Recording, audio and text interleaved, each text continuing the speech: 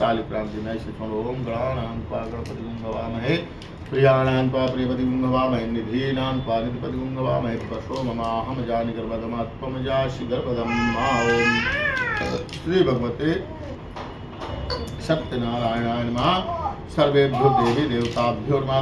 ध्यानं समर्पयामि, ध्यायामि, स्थापयामि। आवाहित देवतानां पुष्पै आसनम समर्पयामि। और थोड़े पुष्प छोड़ के प्रार्थना करिए भगवान सभी देवता इन पुष्पों के आसन में विराजमान हो जाए। कलश के नीचे भी छोड़ना है और यहाँ भी। ओम आसनाते पुष्पम समर्पयामि। फिर चरणों में हाथ लगा के प्रतिष्ठा कर दो। मनोज्योतिर्जुगतमाद्यस्य बृहस्पति, यहाँ ऐसे हाथ लगाओ। ओम मनोज्योतिर्जुगतमाद्यस्य बृहस्पति गद्नगुं शमिमं दधातु विश्वे देवाशयमादयन्ताम्। ओम प्रतिष्ठा सुप्रतिष्ठे वरदे भवेताम। बोलिए श्री सत्यनारायण भगवान की जय। ये जल वाला पात्र ले लीजिए। इसे पाद्य, अर्घ, आचमन और स्नान भगवान को चरण धुलने के लिए, अर्घ के लिए, उनको पीने के लिए और स्नान के लिए, 4 काम के लिए 1 2 3 4 ऐसे नीचे से ऊपर की तरफ जल छोड़ना चाहिए। सभी देवताओं में 4 बार जल चढ़ाओ। यहाँ से प्रारंभ करके गणेश, लक्ष्मी, कलश, नवग्रह, ये माता है और शालिग्राम पहले यहाँ और पास में आ जाइए। ओम माँ पोष्टा में महेरणाय से जो वाष्योतमोरते हनः पुष्यतेर्यो मात्रा तस्मारंगमामोषक्षयाय जिन्वता आपो जनेथा तना पाद्योपाद्यम हस्तोरर्धम मुखे आत्मनियम सर्वांग स्नानियम जलम समर्पयामि। अब जल के बाद फिर इस पंचामृत से सब देवताओं को स्नान कराना है और फिर तुलसी डाल के शालिग्राम जी को कराएंगे। पहले बिना तुलसी के इस तरह 1 1 2 2 बूंद गणेश जी को, माता को, कलश में, नवग्रह में यहाँ भरने चढ़ाना। ठीक है, ऐसे सबको एक बार स्नान करा लीजिए। तुलसी पत्ता कहाँ रखा है? हाँ मिल गया, मिला हुआ। ओम पंचनद्यः सरस्वतीमपयन्ति स्रोतसः सरस्वती पंचदा स्रोदेशे भवत्सहिता श्रीमन्महागणाधिपतये नमः। गणेश, लक्ष्मी देवताभ्यो नमः। तुलसी डाल के चढ़ाएंगे। तुलसी डालेंगे फिर चरणामृत भगवान को भी पंचामृत किए लिया तुलसी सहित इसमें डाल देते हैं, भगवान में चढ़ा दो। ओम मूर्ख समय सोमृता चवे पायस चवे रसस चवे घृतन चवे मधु चवे सब्दिश समय सपीतिश समय किस समय दृष्टि समय जयन समय नीचे रख लीजिए। फिर अब 1 1 बार थोड़ा इसे ज़्यादा जल से सबको स्नान कराना है जिससे पंचामृत छूट जाए इस तरह। ठीक है, धारा पूर्वक। हाँ। ओम शुद्ध बाल सर्वशुद्ध बालो मणिबालस्तास्नः श्रेताश्रेताक्षरुणस्ते रुद्राय पशुपतये कर्णाजामावलिप्ता रौद्रानभो रूपः पार्जन्याविशेषता शुद्धोदक स्नानम जलम समर्पयामि। कलश पे दूर से ही छोड़िए 1 1 बार से 10 से 10। इसी तरह नवग्रह में माताओं में शुद्धोदक स्नानम जलम समर्पयामि। वस्त्रमुख वस्त्रम, ये अंगोछे की तरह गणेश जी को पहनाइए। ओम जुवा सुवासः परिवीता, शेष में डाला हुआ। ओम जुवा सुवासः परिवीतागाश्रयान भवति जायमानः तन्न माता को जायमानः तन्देराका तवेन्देशाद्यो मनुष्या देवयन्तः। कलश मध्य ब्रह्म विष्णु रुद्र देवता। इसको नवग्रह में बीच में जो रेड कलर है वो सूर्य का स्थान है, उसी के ऊपर ऐसे चढ़ाइए। ओम ग्रह सूर्याय सूर्य में, और फिर इस वाले मंडल में इस कोने में चढ़ाना है। यहाँ ये जहाँ 2 चिन्ह है ये गणेश नवग्रह है। और ये मातृका जिनको बोलते हैं, 16 मातृका। गणेश जी की 16 माताएं, इनमें अपने कुल देवता, ग्राम देवता, इष्ट देवता, सभी देवी देवताओं का स्थान है। ये भगवान प्रधान देवता शालिग्राम जी हैं। आज आपके इनको चढ़ाइए। वस्त्रम समर्पयामि। वस्त्रांते यज्ञोपवीतम यज्ञोपवीतम परमं पवित्रं प्रजापते सहजं पुरस्तात् आयुष्यमग्नं प्रतिमं च शुभ्रं यज्ञोपवीतं बलमस्तु तेजा। ओम श्रीमन्महागणाधिपतये नमः। विघ्नेश्वराय नमः। विघ्नहर्ताय नमः। ये लीजिए, इसको भगवान गणेश जी को करना। ओम श्रीमन्महागणाधिपतये, सिर्फ गणेश जी को, माता को नहीं। पूजा में बैठे थोड़ी देर में करते हैं।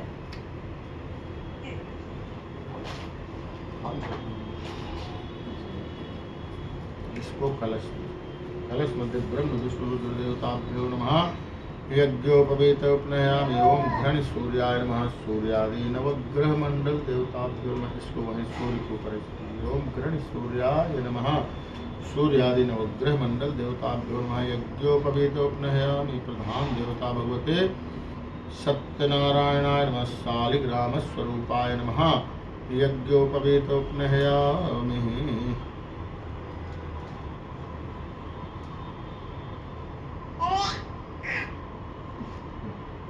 इसको शालिग्राम जी को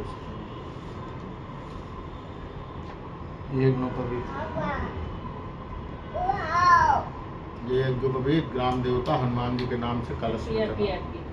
ओम श्री हनुमते नमः। यज्ञोपवीतोपनहयामि सर्वेभ्यो देवी देवताभ्यो नमः। पितरों के आशीर्वाद से कुल की वृद्धि होती है, इसलिए बालकों के जन्मदिन में पूर्वजों का स्मरण करना चाहिए कि आपके आशीर्वाद से आपके कुल का दीपक ये बालक उत्पन्न हुआ, इसे सभी आशीर्वाद दे, उनका स्मरण करो। कलश को धर जनेऊ यज्ञोपवीत सब एक साथ रखो। ओम पितृभ्यः देवभ्यश्च महायोगेभ्यो नमः। सुधा स्वाहा नित्यमेव नमो नमः। सर्वेभ्यो देवेभ्यो पितृभ्यो नमः। यज्ञोपवीतांतोपवीतांतोपवीतम् ओम जुवा शुभा सह प्रवीतागास्तोत्रयान् भवति जायमानः तं वेदासः सर्वज्ञन्ते साध्वं मनुष्या देवयन्तः।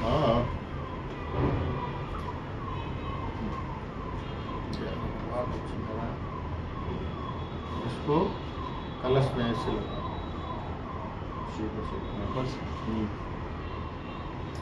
कलश मध्य ब्रह्म विष्णु रुद्र देवताभ्यो नमः। गंगादि पुण्य नदीभ्यो नमः।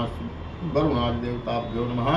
उपवस्त्रं समर्पयामि। उपवस्त्रान्ते गन्धचन्दनं ओम त्वां गन्धर्वाकरस्त्वां बृहस्पतिः त्वामोपदे सोमो राजा। इसको चंदन को मूर्तियों में ऐसे हल्के हाथ से टीका लगा देना है, मंडलों के सामने लगाना है और कलश में जहाँ स्वस्तिक बना है ले लीजिए हाथ में, साथ में लेके आराम आराम से हल्के हाथ से ओम त्वां गन्धर्वाकरस्त्वां बृहस्पतिः त्वामोपदे सोमो राजा विद्वान् लक्ष्मणता मुचियाता वो शालिग्राम जी ने लगाई और मंडलों के सामने लगाई। ओम श्रीमन महागणाधिपतये नमः। सर्वेभ्यो देवी देवताभ्यो नमः। गंध चंदनम समर्पयामि। अक्षत चढ़ाइए। ओम अक्षन्नमिदं तयो प्रियादो कदास्तो गतस्वभावो विप्राणविष्ट्यामति जो जानविन्द्रते अक्षतान् समर्पयामि। अक्षतान्ते पुष्पं पुष्पमाल्यं च ओम मोकदेः प्रतिमोदध्वं पावतीः प्रसूवरेश्वायुषेत्वरेर्विरुदापारैष्णवः। ओम श्रीमन्महागणाधिपतये नमः। ये पुष्प लेकर सब देवताओं में चढ़ा दो। ओम मोकदेः प्रतिमोदध्वं पावतीः प्रसूवरेश्वायुषेत्वरेर्विरुदापारैष्णवः। पुष्पं पुष्पमाल्यं समर्पयामि। बस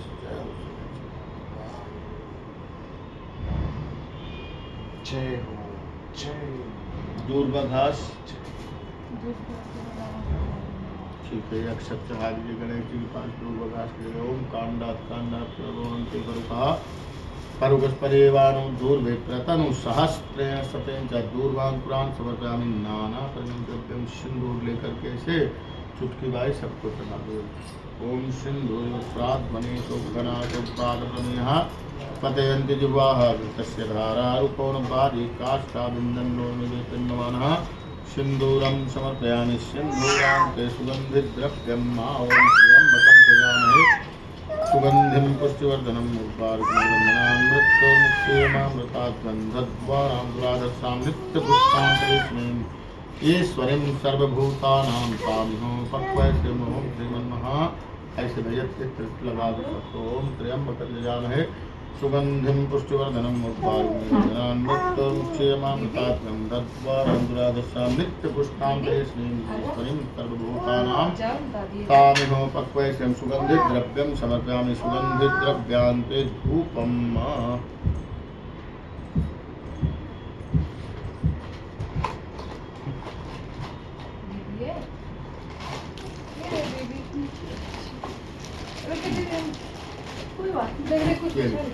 धूप को जला के धूप जला लीजिए। वह माचिस और धूप दिखाओ उसे जला।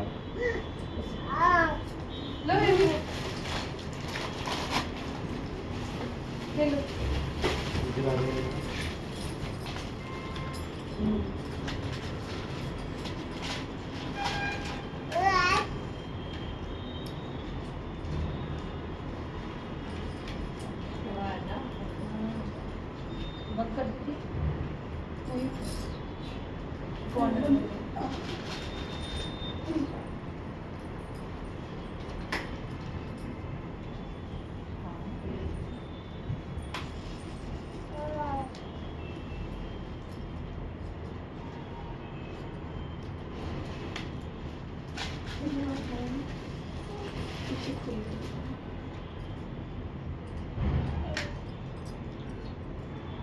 नहीं, इनको दे दो।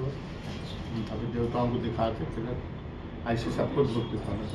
ओम धूर रति धूर धूर वंतन धूर वतन चोस्मान धूर पतितन धूर वजम बन धूर पामहा धूपम माग्रापयामि धूपान्ते प्रत्यक्ष दीपम दर्शयामि। बस वहीं रख दीजिए इसके पास में कहीं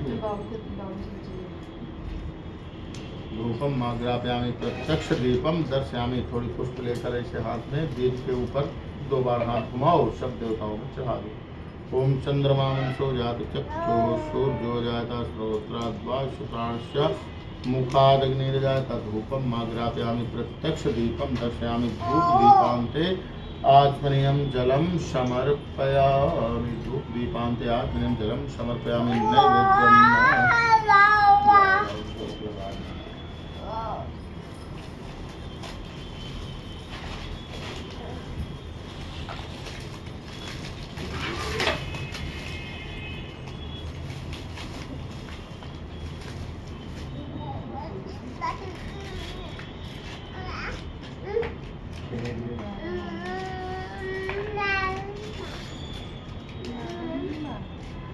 खेलने के चक्कर में हो गया।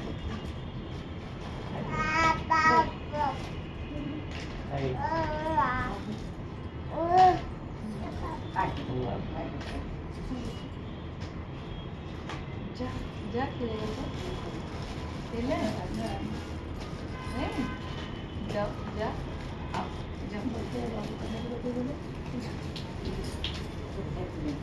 बाबू चलेंगे आजा आजा आजा हैप्पी बर्थडे बाबू हैप्पी बर्थडे बाबू।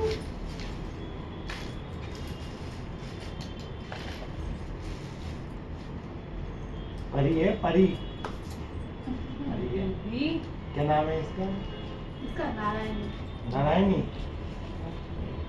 अब घर में भी नारायणी मिलती है। राधा। राधा राधा।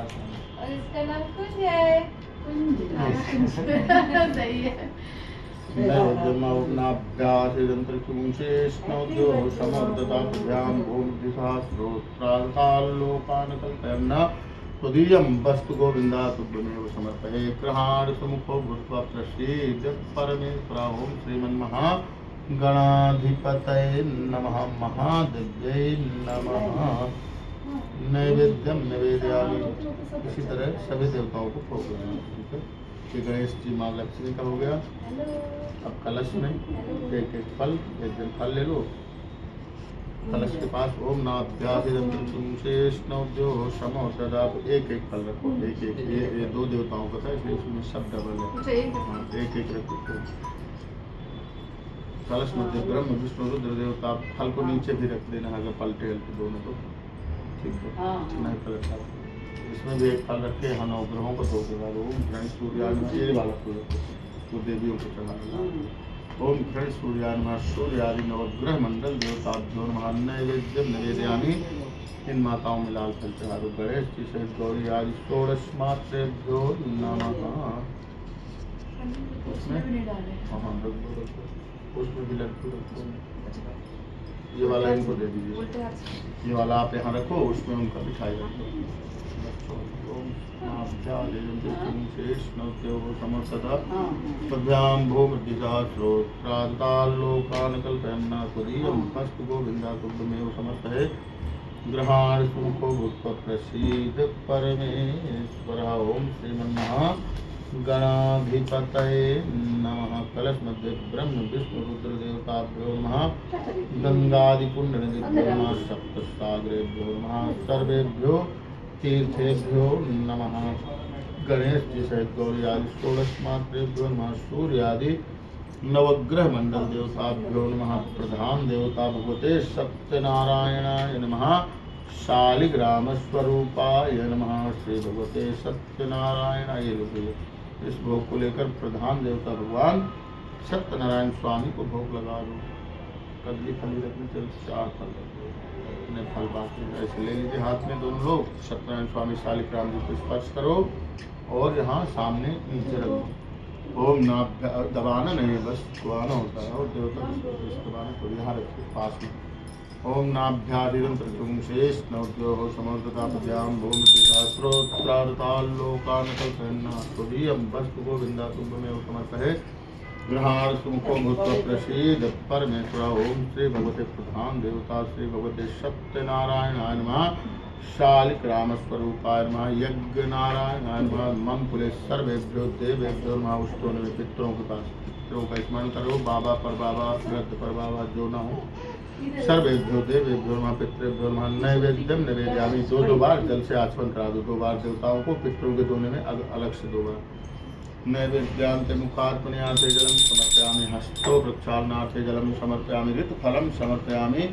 मुख शुद्ध्यर्थे सफल तांबूलम एलालौंगम पुंगे फलम पानपात्रम समर्पयामि। तांबूलांते सागुण्यार्थे द्रव्य दक्षिणा। सब में पैसा दक्षिणा चढ़ा दो। ओम हिरण्यगर्भः समवर्तताग्रे भूतस्याज्जातः पतिरेका सीता सताधार पृथ्वी द्यामुते मान तस्मै देवाय हविखा विधेम सागुण्यार्थे द्रव्य दक्षिणाम। सब दोने में रखना है आपको। जितने दोने हैं हर दोने में रखना है पैसा एक समान। 5 रुपया 10 रुपया 11 रुपये जो भी एक साथ चढ़ा दो। सत्यनारायण जी के पास सभी के नाम से चढ़ा दो। ऐसे नहीं है तो इतने आपके 5 ही तो चाहिए। 6 दोने हैं तो हर दोने में एक रखना है। जो हो सबके एक संभोग में उसमें भी रखो। इसमें भी एक पितरों वाले इसमें हो गया। हाँ गणेश जी वाले हो गए। सत्यनारायण जी वाले में रखो। इसमें रखना अनिवार्य, इसमें रखो।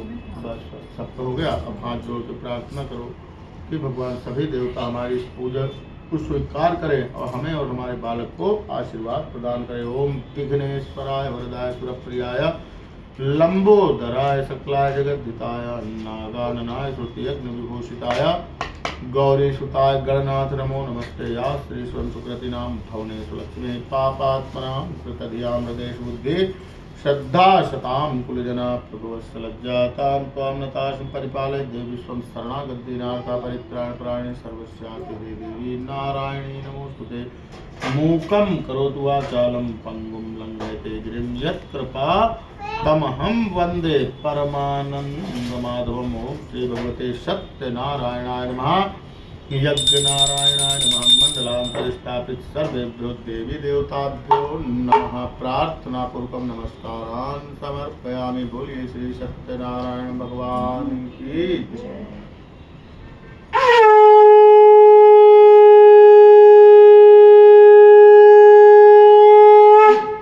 चढ़ा दीजिए। आप सब लोग टीका लगा देता हूँ। आइए और हाथ में अक्षर पुष्प लेके सब लोग भगवान की कथा सुनो। आप दोनों भी ले लो। मन में ओम नमो भगवते वासुदेवाय नमः मंत्र जपते हुए कथा सुनते रहना चाहिए। जब कथा का अध्याय पूरा हो तब आप दोनों थोड़ी थोड़ी पुष्प भगवान को चढ़ाते रहना और बाकी लोग जब पूरी कथा हो जाएगी तब चढ़ा दें। कल आप लगा के बच्चे उल्टा पड़ेगा। देवियों को तो देवियाँ ही लगाने जाएगा। अच्छा बोलिए श्री सत्यनारायण भगवान की जय। दान्य विचार निरस्या सोनका प्रचुन इसको रखो प्रचुन मुनिया सर्वे सूतम पौराणिकम खलो प्रतेन तत्सात्यम वा प्रास्तेवांतम परम तत्सर्वं श्रोतमीक्षामा कथयस्तु महामुने एकदा नारदो योगी परानुग्रह कांच्या परिहतान विविधान लोकान मृत्यु लोक मुकागता है। एक समय नैमिषारण्य तीर्थ में सौनकादि 88,000 ऋषियों ने श्री सूत जी से पूछा वो उठा दो लकड़ी का पैकेट जो पीछे। श्री सूत जी से पूछा कि प्रभु इस कलयुग में वेद विद्या रहित मनुष्यों को प्रभु भक्ति किस प्रकार मिलेगी, कैसे होगा। इसलिए हे मुनिश्रेष्ठ को ऐसा कहिए जिससे थोड़े समय में पुण्य प्राप्त हुए तथा मन वह कथा सुनने की हमारी इच्छा है। सर्वशास्त्र आप सबने प्राणियों के हित की बात पूछी है। अब मैं उस श्रेष्ठ व्रत को आप लोगों से कहूँगा जिस व्रत को नारद जी ने लक्ष्मी नारायण से पूछा था और लक्ष्मीपति ने मुनि श्रेष्ठ नारद जी से कहा था। सो ध्यान से सुनो। एक समय योगी राज नारद जी दूसरों के हित की इच्छा से अनेक लोकों में घूमते हुए मृत्युलोक में आप पहुँचे। यहाँ अनेक योनियों में जन्मे हुए प्रायः सभी मनुष्यों को अपने कर्मों के द्वारा नाना प्रकार के दुखों से पीड़ित देख करके सोचा कि किस यत्न के करने से निश्चय ही इनके दुखों का नाश हो सकेगा।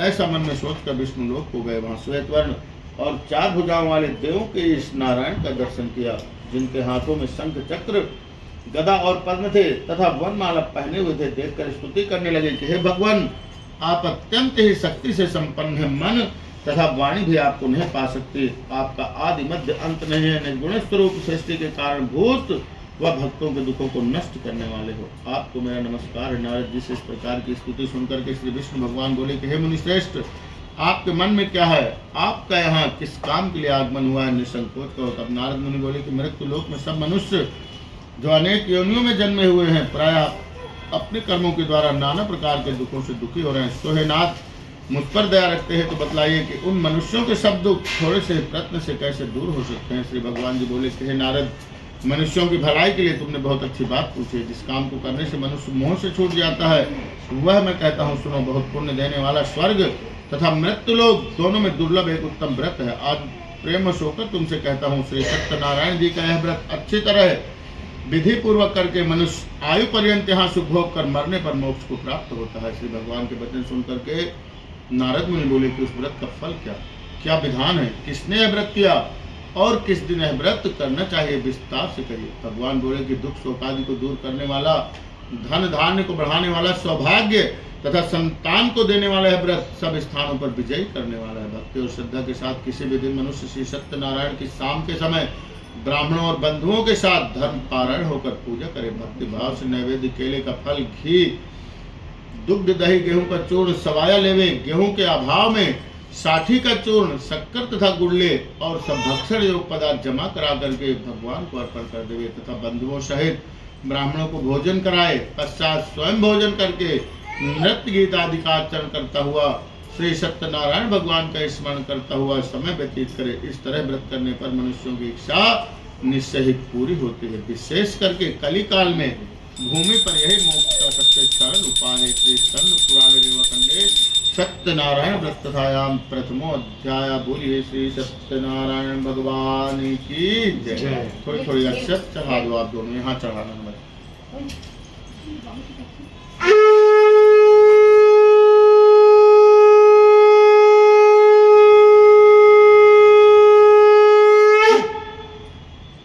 द्वितीय अध्याय। सूर्य जी बोले कि हे ऋषियों, जिसने पहले समय में इस व्रत को किया है उसका इतिहास कहता हूँ, ध्यान से सुनो। सुंदर काशीपुरी नगरी में एक अत्यंत ही निर्धन ब्राह्मण रहता था। वह भूख और प्यास से बेचैन हुआ नित्य पृथ्वी पर घूमता था। ब्राह्मण से प्रेम करने वाले भगवान ने ब्राह्मण को दुखी देख करके बूढ़े ब्राह्मण का रूप धर उसके पास जाकर के साथ पूछा कि हे विप्र, नित्य दुखी हुआ पृथ्वी पर क्यों घूमता है? हे श्रेष्ठ ब्राह्मण, यह सब मुझसे कहो, मैं सुनना चाहता हूँ। ब्राह्मण बोला कि मैं निर्धन ब्राह्मण हूँ, भिक्षा के लिए पृथ्वी पर फिरता हूँ। हे भगवान, यदि आप इसका उपाय जानते हैं तो कृपा करके कहे। वृद्ध ब्राह्मण बोला कि सत्यनारायण भगवान मनोवांछित फल देने वाले हैं, इसलिए हे ब्राह्मण तुम उनका पूजन करो, जिसके करने से मनुष्य सभी दुखों से मुक्त होता है। ब्राह्मण को व्रत का सारा विधान बतला करके बूढ़े ब्राह्मण का रूप धारण करने वाले सत्यनारायण भगवान अंतर्ध्यान हो गए। जिस व्रत को वृद्ध ब्राह्मण ने बतलाया है मैं उसको करूंगा, ऐसा निश्चय करने पर उसे रात भर नींद भी नहीं आई।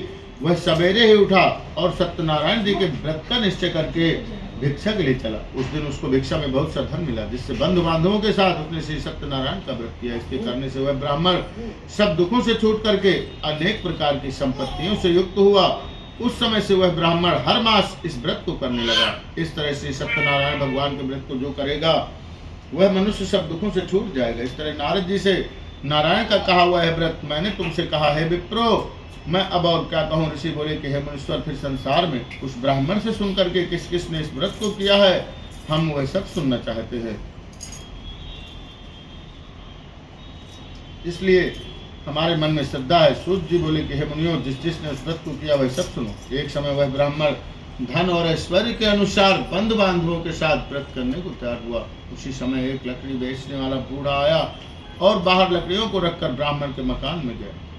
प्यास से दुखी लकड़हारा ब्राह्मण को नमस्कार करके कहने लगा कि आप यह क्या कर रहे हैं और इसके करने से क्या फल मिलता है, कृपा करके मुझसे कहो। ब्राह्मण ने कहा कि सब मनोकामनाओं को पूरा करने वाला यह श्री सत्यनारायण भगवान का व्रत है। इसकी ही कृपा से मेरे यहाँ धन धान्य आदि की वृद्धि हुई है। ब्राह्मण से इस व्रत के बारे में जानकर लकड़हारा बहुत प्रसन्न हुआ। चरणामृत लेकर के प्रसाद खाने के बाद अपने घर को गया। लकड़हारे ने अपने मन में इस प्रकार का संकल्प किया कि आज नगर में लकड़ी बेचने से जो भी धन मिलेगा उसी से ही मैं श्री सत्यनारायण देव का उत्तम व्रत करूंगा। ऐसा मन में विचार करके वह बूढ़ा लकड़ियां अपने सिर में रखकर जिस नगर में धनवान लोग रहते थे ऐसे सुंदर नगर में गया।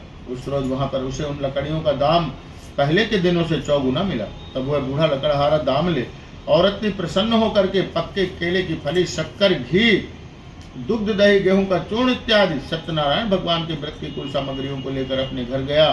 फिर उसने अपने भाइयों को बुलाकर विधि के साथ भगवान जी का पूजन और व्रत किया और उस व्रत के प्रभाव से वह बूढ़ा लकड़हारा भी धन पुत्रार्थ से युक्त हुआ और संसार के समस्त सुख भोग करके बैकुंठ को चला गया।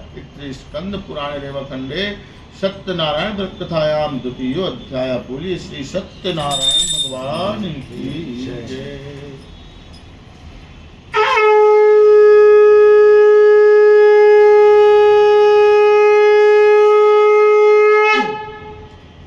तृतीय अध्याय। सूत जी बोले कि हे श्रेष्ठ मुनियों, अब आगे की कथा कहता हूँ, सुनो। पहले समय में उल्का मुख नाम का एक बुद्धिमान राजा था। वह सत्य वक्ता और जितेंद्रिय था। प्रतिदिन देव स्थानों पर जाता तथा गरीबों को धन दे करके उनके कष्ट दूर करता था। उसकी पत्नी भी कमल के समान मुख वाली और सती साध्वी थी। भद्रशिला नदी के तट पर उन दोनों ने ही श्री सत्यनारायण देव का उत्तम व्रत किया। उस समय में वहाँ एक साधु वैश्य आया। उसके पास व्यापार के लिए बहुत सा धन था। कोई नाव को किनारे पर ठहरा करके राजा के पास आ गया और राजा को व्रत करता हुआ देख करके विनय के साथ पूछने लगा कि हे राजन, भक्ति युक्त चित्त से आप क्या कर रहे हैं? मेरी भी सुनने की इच्छा है, सो आप मुझसे बताइए। राजा बोला कि हे साधु, अपने बांधवों के साथ पुत्र आदि की प्राप्ति के लिए महाशक्तिमान श्री सत्यनारायण भगवान का व्रत व पूजन किया जा रहा है। राजा के वचन सुनकर के साधु आदर से बोला कि हे राजन, मुझसे इसका सब विधान कहो, मैं भी आपके कथनानुसार ही इस व्रत को करूंगा। मेरे भी कोई संतान नहीं है और इससे निश्चय ही होगी। राजा से सब विधान सुन व्यापार से निवृत्त हो वह आनंद के साथ अपने घर गया। साधु ने अपनी स्त्री से संतान देने वाले उस व्रत का समाचार सुनाया और कहा कि जब मेरे कोई संतान होगी तब मैं इस व्रत को करूंगा। साधु ने ऐसे वचन अपनी स्त्री लीलावती से कहे। एक दिन उसकी स्त्री लीलावती पति के साथ आनंदित हो सांसारिक धर्म में प्रवृत्त होकर के श्री सत्यनारायण भगवान की कृपा से गर्भवती हो गई तथा 10वें महीने में उसके एक सुंदर कन्या का जन्म हुआ। दिनों दिन वह इस तरह बढ़ने लगी जैसे शुक्ल पक्ष का चंद्रमा बढ़ता। कन्या का नाम कलावती रखा गया। तब लीलावती ने मीठे शब्दों में अपने पति से कहा कि आपने जो संकल्प किया हुआ था कि मैं भगवान का व्रत करूंगा, अब आप उसे करिए। साधु बोला कि हे प्रिय, इसके विवाह पर करूंगा। इस प्रकार अपनी पत्नी को आश्वासन दे करके वह नगर को चला गया। कलावती पितृगृह में वृद्धि को प्राप्त हो गई। साधु ने जब नगर में सखियों के साथ अपनी पुत्री को देखा तो तुरंत ही दूत को बुला करके कहा कि पुत्री के वास्ते कोई सुयोग वर देख कर लाओ। साधु की आज्ञा पाकर दूत कंचनपुर नगर में पहुंचे और वहां पर बड़ी खोज और देखभाल करके लड़की के लिए सुयोग बड़े पुत्र को ले आया। उस सुयोग लड़के को देखकर साधु ने अपने बंधु बांधवों सहित प्रसन्नचित्त अपनी पुत्री का विवाह उसके साथ कर दिया, किंतु दुर्भाग्य से वह विवाह के समय भी व्रत को करना भूल गया। तब श्री भगवान क्रोधित हो गए और श्राप दिया कि तुम्हें दारुण दुख प्राप्त होगा। अपने कार्य में कुशल साधु बनिया जमाता सहित समुद्र के समीप स्थित रत्नपुर नगर में गया और वहां दोनों ससुर जमाई चंद्रकेतु राजा के उस नगर में व्यापार करने लगे। एक रोज भगवान सत्यनारायण की माया से प्रेरित कोई चोर राजा का धन चुरा करके शीघ्र ही भागा जा रहा था, किंतु पीछे से राजा के दूतों को आता देखकर चोर ने घबरा कर भागते हुए राजा के धन को वहीं चुपचाप रख दिया जहां वह दोनों ससुर जमाई ठहरे हुए। जब दूतों ने साधु वैश्य के पास राजा के धन को रखा देखा तब वह दोनों को बांध कर ले गए और प्रसन्नता से दौड़ते हुए राजा के समीप जा करके बोले कि यह जो चोर हम पकड़ करके लाए हैं, कृपया देख कर आज्ञा दे। राजा की आज्ञा से उनको कठिन कारावास में डाल दिया गया और उनका सारा धन राजा ने छीन लिया। उसी श्राप द्वारा उनकी पत्नी भी घर पर बहुत दुखी हुई और घर पर जो धन रखा था उसे चोर चुरा करके ले गए। शारीरिक व मानसिक पीड़ा तथा भूख प्यास से अति दुखित हो अन्न की चिंता में कलावती एक ब्राह्मण के घर गई। वहां उसने श्री सत्यनारायण भगवान का व्रत देखा, फिर कथा सुनी तथा प्रसाद ग्रहण करके रात को घर आई। माता माता ने पूछा कि हे पुत्री, अब तक कहाँ रही, वह तेरे मन में क्या है? कलावती बोली कि हे माता, मैंने एक ब्राह्मण के घर श्री सत्यनारायण भगवान का व्रत देखा है। कन्या के वचन सुनकर के लीलावती भी भगवान के पूजन की तैयारी करने लगी। लीलावती ने परिवार और बंधुओं सहित श्री सत्यनारायण भगवान का पूजन किया और यह वर मांगा कि मेरे पति और दामाद शीघ्र ही आ जावे। साथ ही प्रार्थना की कि आप हम सबका अपराध क्षमा करें। सत्यनारायण भगवान इस व्रत से संतुष्ट हो गए और राजा चंद्रकेतु को स्वप्न में दर्शन देकर के कहा कि हे राजन, दोनों वैश्यों को प्रातः ही छोड़ दो और उनका सारा धन जो तुमने ग्रहण किया है दे दो, नहीं तो मैं तुम्हारा धन, राज्य, पुत्र आदि सब नष्ट कर दूंगा। राजा से ऐसे वचन कह करके भगवान अंतर्ध्यान हो गए। प्रातःकाल राजा चंद्रकेतु ने सभा में अपना स्वप्न सुनाया, फिर दोनों बड़े पुत्रों को कैद से मुक्त करके सभा में बुलाया। दोनों ने आते ही राजा को नमस्कार किया। राजा मीठे वचनों से बोला कि हे महान भावों, भाभी बस ऐसा कठिन दुख प्राप्त हुआ है, अब आपको कोई भय नहीं। राजा ने ऐसा कह करके उनको नए नए वस्त्र आभूषण पहनवाए तथा उनका जितना धन लिया था उससे दुगना धन दे करके आदर सहित विदा किया। दोनों वैश्य अपने घर को चल दिए। श्री स्कंद पुराण रेवाखंडे सत्यनारायण व्रत कथायाम तृतीय अध्याय। बोलिए श्री सत्यनारायण भगवान की जय।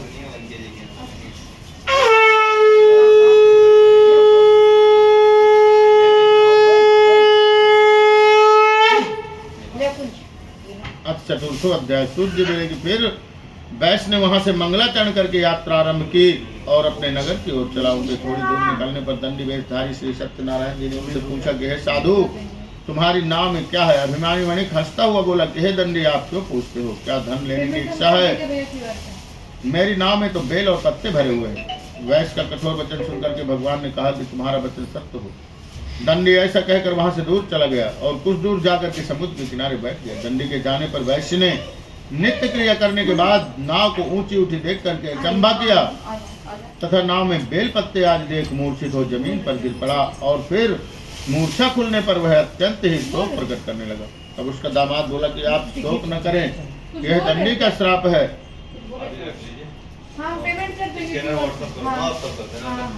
अतः हमें उनकी शरण में चलना चाहिए, तभी हमारी मनोकामना पूर्ण होगी। दामाद के वचन सुनकर दंडी के पास पहुंचा, अत्यंत भक्ति भाव से नमस्कार करके बोला कि हे भगवान, आपकी माया से मोहित ब्रह्मादि भी आपके रूप को नहीं जानते हैं, तब मैं अज्ञानी कैसे जान सकता हूँ? आप प्रसन्न होइए, मैं सामर्थ्य के अनुसार आपकी पूजा करूंगा। मेरी रक्षा करो और पहले के समान नौका में धन भर दो। उसके भक्ति वचन सुनकर भगवान प्रसन्न हो गए और उसकी इच्छा अनुसार वर देकर अंतर ध्यान हो गए। तब उन्होंने नाव में आकर के देखा कि नाव तो धन से परिपूर्ण है। फिर वह भगवान सत्यनारायण का पूजन कर साथियों सहित अपने नगर को चला। जब अपने नगर के निकट पहुंचा तब दूत को घर भेजा।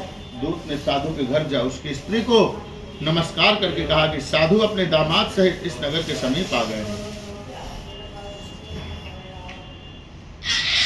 ऐसा वचन सुन साधु की स्त्री ने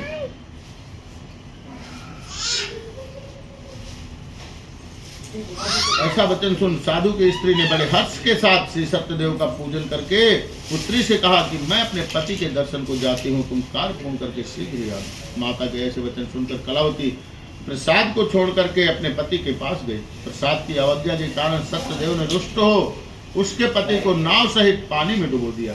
कलावती अपने पति को न देख करके रोती हुई जमीन पर गिर गई। इस तरह नौका को डूबा हुआ तथा कन्या को रोता हुआ देखकर साधु अति दुखित हो बोला कि हे प्रभु, मुझसे या मेरे परिवार से जो भी भूल हुई हो उसे क्षमा करें। उसके दीन वचन सुनकर के सत्यदेव प्रसन्न हो गए और आकाशवाणी हुई कि हे साधु, तेरी कन्या मेरे प्रसाद को छोड़ कर आई है, इसलिए इसका पति अदृश्य हुआ है। यदि वह घर जाकर के प्रसाद खाकर लौटे तो इसे पति अवश्य मिलेगा।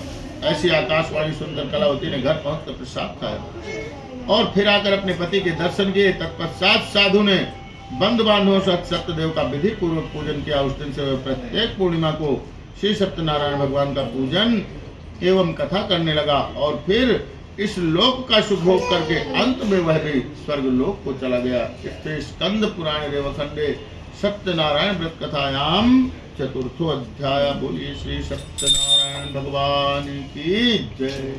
चलो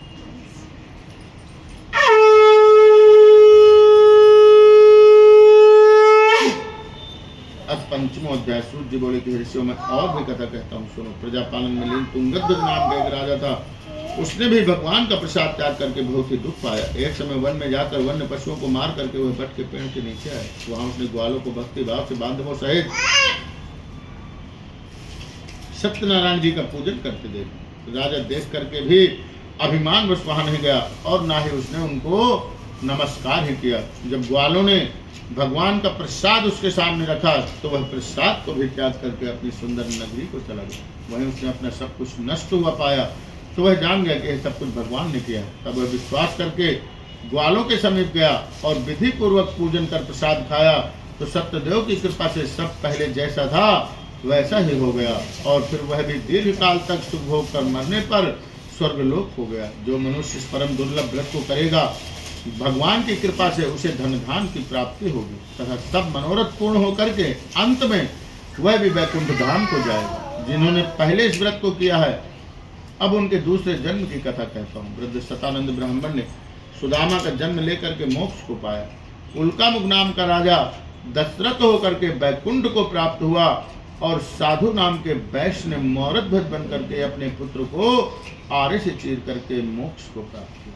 महाराज तुंगध्वज ने स्वयंभू होकर भगवान में भक्त युक्त हो कर्म करके मोक्ष को प्राप्त किया। इससे स्कंद पुराण रेवखंडे सत्यनारायण व्रत कथायाम पंचमो अध्याय संपूर्णम। बोलिए श्री सत्यनारायण भगवान की जय। श्रीमन्नारायण नारायण नारायण भजमन नारायण नारायण नारायण लक्ष्मी नारायण नारायण नारायण सत्यनारायण नारायण नारायण। बोलिए श्री सत्यनारायण भगवान की जय। सभी देवी देवताओं की जय।